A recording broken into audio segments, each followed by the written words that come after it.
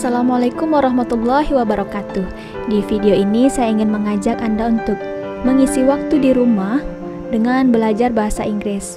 Walaupun bidang saya bukan bahasa Inggris, dan sekarang saya sedang kursus bahasa Inggris, dan saya membantu diri saya sendiri dengan tools yang ada di Google, dan juga tentunya ini bisa juga Anda gunakan tanpa kita harus keluar rumah untuk menemui seorang guru, ataupun kita bisa belajar sendiri, yang mana belajar sendiri dari kesalahan sendiri itu lebih bisa paham ya, karena pengalaman adalah guru yang paling bijaksana. Oke. Belajar dari pengalaman atau learning by doing itu pemahamannya 90%. Nah, fasilitas yang atau aplikasi yang saya gunakan di sini adalah Google Docs. Jadi dengan Google Doc ini nanti akan ada promo Grammarly yang ada di sudut kanan bawah. Saya sudah mengklik penggabungan antara Google Docs dan Grammarly sehingga gambarnya seperti ini. Bagi Anda yang pertama kali mencoba atau nantinya muncul bagian di sebelah kanan bawahnya antara Google Docs plus Grammarly, Anda oke kan? Nantinya kita akan dibantu untuk mencek grammarnya dan juga direkomendasikan kata-kata yang lebih tepat. Nah, baik, ini adalah salah satu soal IELTS dan prosesnya di sini akan kita paraphrase atau membuat bentuk lain dari kalimat yang pertama ini dan menjawab pertanyaan.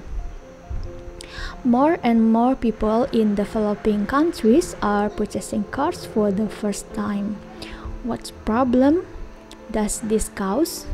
What do you think are the possible solution? Baik, kita bentuk kata yang baru ya. Kebetulan di sini saya sudah ada membuat teks, tapi saya tidak yakin yang saya tulis tangan apakah benar atau salah. Jadi akan saya ketik di sini dan dibantu oleh Google Docs menceknya.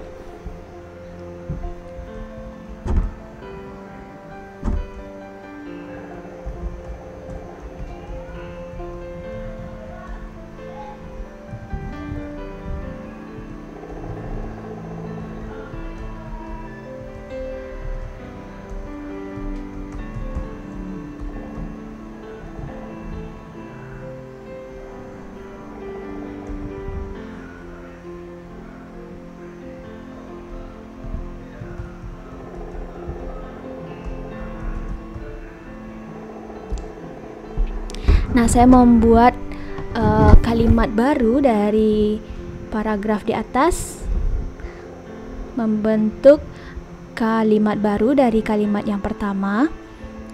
More and more people in developing countries, saya ganti dengan many citizen of economical nation. Ini economical nation adalah sinonim dari developing countries. Dan di sini saya mendapatkan garis merah, diarahkan mouse ke sini. Ternyata salahnya saya harus memberikan S. Buys. Oke. Jadi economical nation ini ternyata dia adalah bentuk plural. Citizennya juga harus pakai S.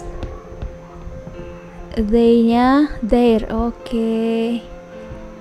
Berikutnya government. Salah saya di mana ini? Pakai N. Oke.